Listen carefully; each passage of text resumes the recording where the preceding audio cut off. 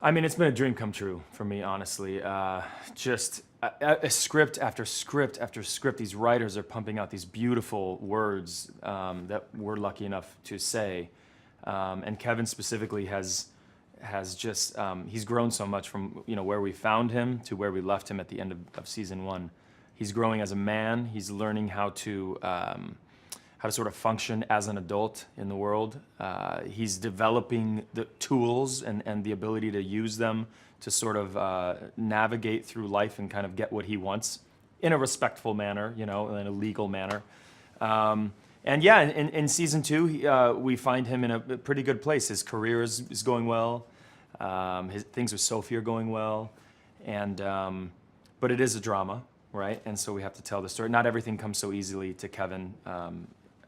Hopefully. So, yeah, so there'll be some pitfalls, and we'll see how he navigates them and how he gets through all of that. So now he's in a very familiar spot, and a lot of people would say, well, why can't he just go do the movie in LA? Long distance relationships, people do it all the time. But that's kind of a lot to ask of Sophie because that's very familiar territory, and last time they did that, it did not end well. So that's where he's at. He's sort of at the crossroads right now of like, what do I do? Do I take the movie? Do I stay with her? Can I have both? Do I have to choose one or the other? So we will see what happens.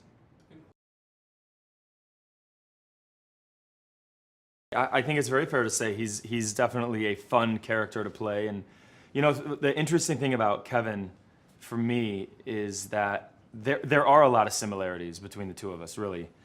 But I think there are more.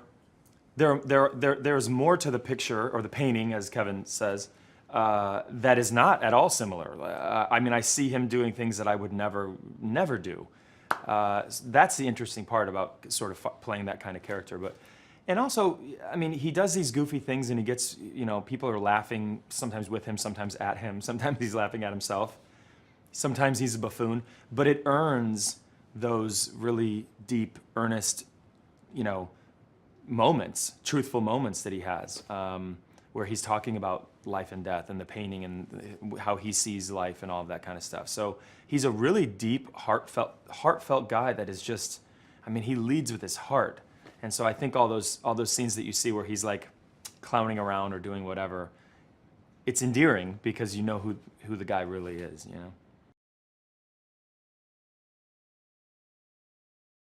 Well, I think for Kevin and Kate, they're obviously very close. They rely on each other almost too much, and it's become this sort of unhealthy, codependent relationship where, they may not be able to function apart from one another. So they've almost become like one person. It's kind of unhealthy. So they make that break. Last season, there was a time where Kevin was like, "You're fired. Like, let's go. I'm gonna go my way. You go your way. Let's just see what happens and see if we grow." And it's great, and it starts to work for both of them. And then Kate meets this great guy, and he's fantastic. And Kevin loves this dude. He's awesome. But it's taking time away from his time with his sister, and it's sort of like a third person coming into this relationship. It's like it's not comfortable. Sterling is the same as I am in that we both think that relationship between Kevin and Randall is just so deep, and they both really, really love each other, and they both really, really want it. But it's just not easy. I mean, they're so different. So it's great to work with him. It's great that the writers are writing those deep relationships. Then it's not a brother relationship that's just like, these two guys that like they get along, they're brothers. They can talk to each other a certain way and move on. There's a lot of deep stuff there that that happened a long time ago that was never talked about, that needs to sort of be pulled out and looked at and talked about. And it's not an easy thing. It takes some time.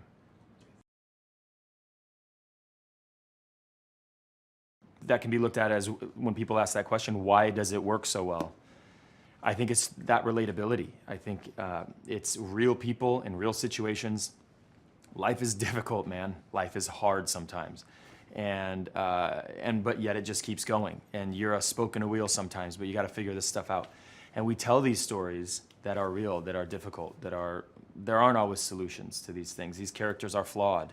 And I think that that is something that people can relate to.